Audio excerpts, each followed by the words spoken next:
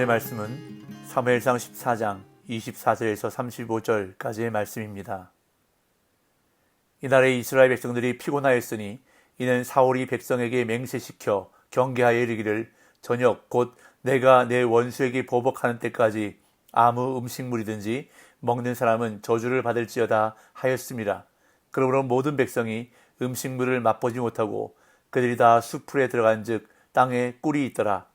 백성이 숲으로 들어갈 때에 꿀이 흐르는 것을 보고도 그들이 맹세를 두려워하여 손을 그 입에 대는 자가 없었으나 요나단은 그의 아버지가 백성에게 맹세하여 명령할 때에 듣지 못하였으므로 손에 가진 지팡이 끝을 내밀어 벌집에 꿀을 찍고 그의 손을 돌려 입에 대매 눈이 밝아졌더라.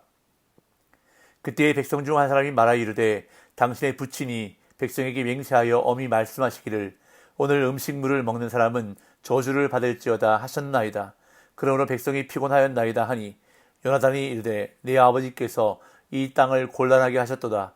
보라 내가 이 꿀 조금을 맛보고도 내 눈이 이렇게 밝아졌거든.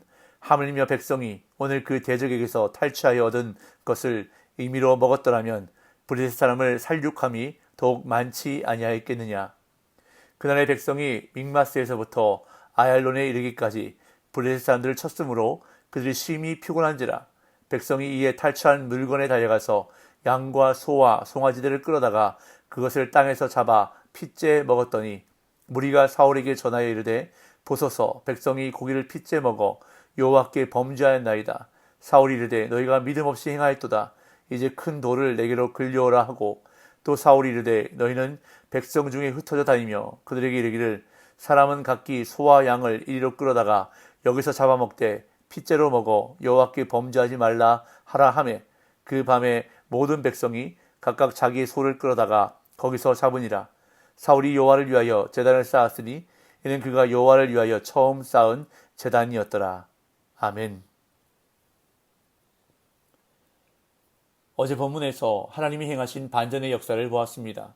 절대적으로 열세였던 이스라엘 군대가 블레셋 군대를 이기고 승리를 거두게 되었는데 그것은 하나님을 향한 절대적인 믿음을 가졌던 요나단을 통해서 시작되었습니다.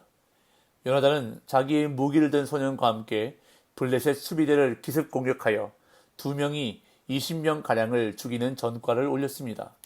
그러다 이 소식이 블레셋 군대에 전해지면서 블레셋 군사들은 극심한 공포에 떨게 되었고 그때 하나님께서 땅에 큰 진동을 일으키심으로 블레셋 군대는 큰 혼란 속에서 무너져 흩어지게 되었습니다.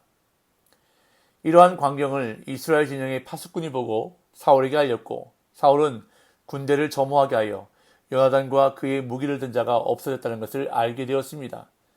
그래서 제사장 아히야에게 하나님의 궤를 가져오라고 명했는데 그때 블레셋 진영에서 더 큰 혼란이 일어남으로 인해 언약궤를 가져오라는 명령을 취소하고 군대를 이끌고 블레셋 진영으로 향했습니다. 그래서 큰 혼란 가운데 있던 블레셋 군대를 공격하였고 도망가는 그들을 추격하여 큰 승리를 거두게 되었습니다. 여호와께서 그날에 이스라엘을 구원하셨다고 성경은 기록하므로 이 승리가 하나님께서 행하신 일임을 강조했습니다. 그런데 오늘 본문에서 갑자기 사울은 이스라엘 군사들에게 금식령을 선포합니다. 아직 블레셋과 전쟁 중임에도 불구하고 전투가 끝날 때까지 아무 음식도 먹지 말라는 명령을 내린 것입니다. 24절에서 26절입니다. 이날에 이스라엘 백성들이 피곤하였으니 이는 사울이 백성에게 맹세시켜 경계하여 이르기를 저녁 곧 내가 내 원수에게 보복하는 때까지 아무 음식물이든지 먹는 사람은 저주를 받을지어다 하였습니다. 그러므로 모든 백성이 음식물을 맛보지 못하고 그들이 다 수풀에 들어간즉 땅에 꿀이 있더라. 백성이 수풀로 들어갈 때에 꿀이 흐르는 것을 보고도 그들이 맹세를 두려워하여 손을 그 입에 대는 자가 없었으나. 위기에서 벗어나 승리를 경험한 사울은 성과를 더 올리려고 욕심을 내기 시작했습니다. 사울은 그날 저녁까지 블레셋 군대를 완전히 몰아내고자 군사들을 채근했습니다. 본문은 이날 이스라엘 백성들이 피곤하였으니라고 기록합니다. 원문을 풀이해보면 이스라엘 백성들이 압박을 받았다, 강요당했다라는 뜻입니다. 왜냐하면 사울왕이 이스라엘 군사들에게 금식 명령을 선포했기 때문입니다.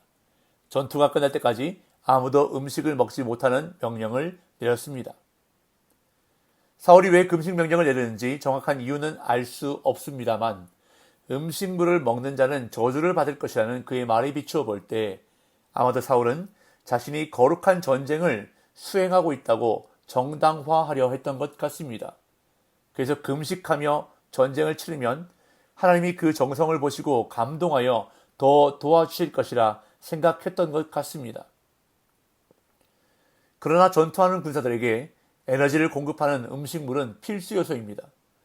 도망가는 블레셋 군사들을 쫓는 이스라엘 군사들은 음식물을 섭취하지 못하여 힘이 부족할 수밖에 없었습니다. 배고픔과 피로가 극에 달한 이스라엘 군사들은 숲속에서 꿀을 발견했지만 사울 왕의 저주 맹세를 두려워하여 아무도 선뜻 그 꿀을 입에 대는 사람이 없었습니다. 하지만 사울이 군사들에게 금식을 맹세시킬 때 그 자리에 없었던 아들 요나단은 땅에 있는 꿀을 먹고 눈이 밝아졌습니다. 27절. 요나단은 그의 아버지가 백성에게 맹세하여 명령할 때에 듣지 못하였으므로 손에 가진 지팡이 끝을 내밀어 벌집에 꿀을 찢고 그의 손을 돌려 입에 대매 눈이 밝아졌더라. 당시 요나단은 사울의 진영에서 따로 떨어져 나와 전투에 임하고 있었기에 당연히 사울의 금식 명령도 저주 맹세도 알지 못했습니다. 이에 요나단은 다른 군사들과 마찬가지로 격한 전투로 인해 지쳐 있었기에 벌집에 꿀을 발견하자 손에 들고 있던 지팡이로 그것을 찍어 먹었습니다. 그러자 그의 눈이 밝아졌다고 본문은 기록합니다.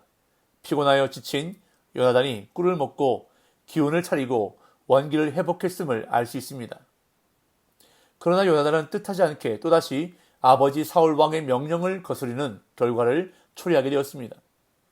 요나단이 꿀을 먹는 모습을 본 한 군사가 사울 왕이 금식 명령을 저주 맹세로 내렸다는 사실을 전해주었습니다. 28절에서 30절. 그때 백성 중 한 사람이 말하 이르되 당신의 부친이 백성에게 맹세하여 엄히 말씀하시기를 오늘 음식물을 먹는 사람은 저주를 받을지어다 하셨나이다. 그러므로 백성이 피곤하였나이다 하니 요나단이 이르되 내 아버지께서 이 땅을 곤란하게 하셨도다. 보라 내가 이 꿀 조금을 맛보고도 내 눈이 이렇게 밝아졌거든. 하물며 백성이 오늘 그 대적에게서 탈취하여 얻은 것을 임의로 먹었더라면 블레셋 사람을 살육함이 더욱 많지 아니하였겠느냐.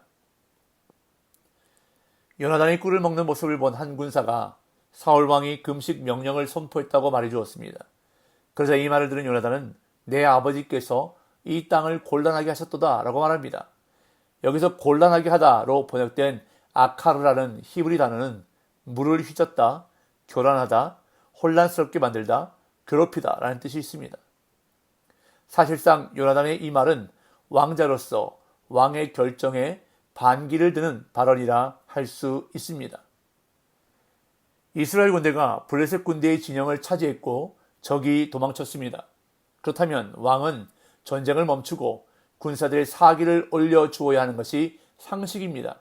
그런데 사울은 전투를 멈추지 않고 군사들을 몰아붙였습니다. 뿐만 아니라 금식 명령까지 내려서 군사들의 사기를 올려주기는커녕 오히려 군사들의 사기를 떨어뜨리고 더 피곤하고 지치게 만들었던 것입니다.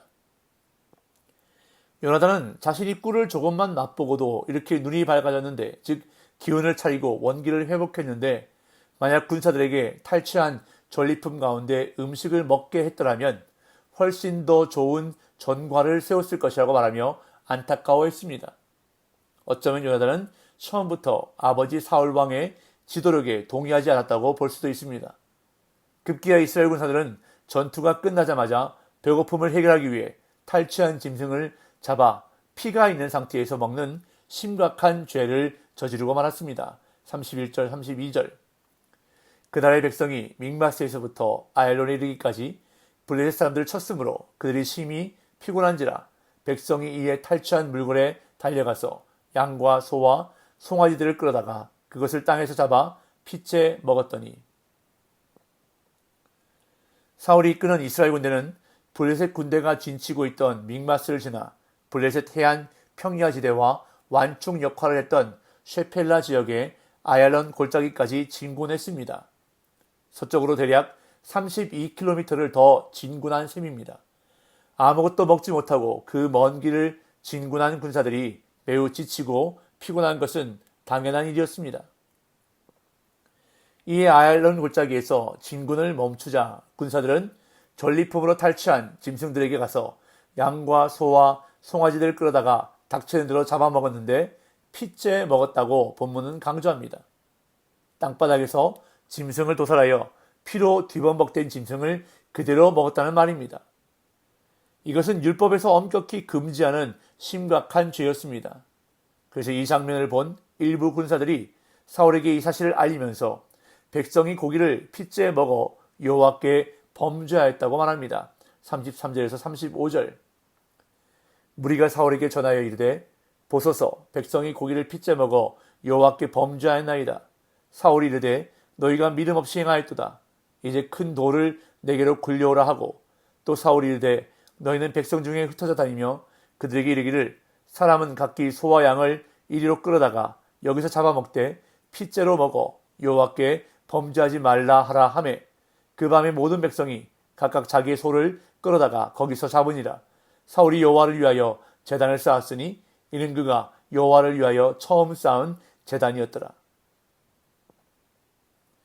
굶주렸던 이스라엘 군사들은 율법이 피를 먹는 것을 금지함에도 불구하고 짐승을 잡아 피를 다 빼기까지 기다리지 못하고 먹기 시작했습니다. 이는 사울이 선포한 금식 명령을 어기는 것보다 더 큰 죄입니다. 사울이 전투 중에 음식물을 금한 것이 오히려 하나님의 법을 어기게 만드는 부정적인 결과를 낳은 것입니다. 이에 사울은 고기를 핏째 먹은 자들을 향해 너희가 믿음 없이 행하였도다 라고 책망하고 큰 돌을 굴려오게 한 다음 율법대로 짐승을 잡아먹으라고 명령했습니다. 즉 율법대로 제단 구실을 하는 돌 위에서 짐승들을 도살하고 피를 완전히 빼서 뿌린 후 고기를 먹게 한 것입니다. 그리고 본문은 사울이 여호와를 위해 제단을 쌓은 것이 처음이라고 밝히는데 이는 거룩한 전쟁을 마무리하는 의식을 하기 위해서였을 것으로 여겨집니다. 사무엘서를 기록한 저자는 계속해서 사울과 요나단의 모습을 비교하면서 종교 행위에 집착하는 껍데기 신앙이 얼마나 무가치한지를 보여주고 있습니다. 이스라엘의 왕이었던 사울은 본질적 신앙이 아닌 종교적 열정에 붙들려 결국 자기가 다스리는 사람들로 하여금 죄를 범하게 만들었던 것입니다. 반면 요나단은 하나님을 향한 믿음을 가진 본질적인 신앙이었습니다. 종교적인 열정을 믿음으로 착각해서는 안 됩니다. 종교적인 열정은 사람이 중심되는 것이고 믿음은 하나님이 중심되는 것입니다. 오늘 저와 여러분들의 신앙이 종교적인 열정이 아니라 바른 믿음이 되기를 간절히 소망합니다. 오늘도 하나님 중심으로 하나님을 위해서 살아가는 복된 믿음의 삶 되기를 예수님의 이름으로 축복합니다.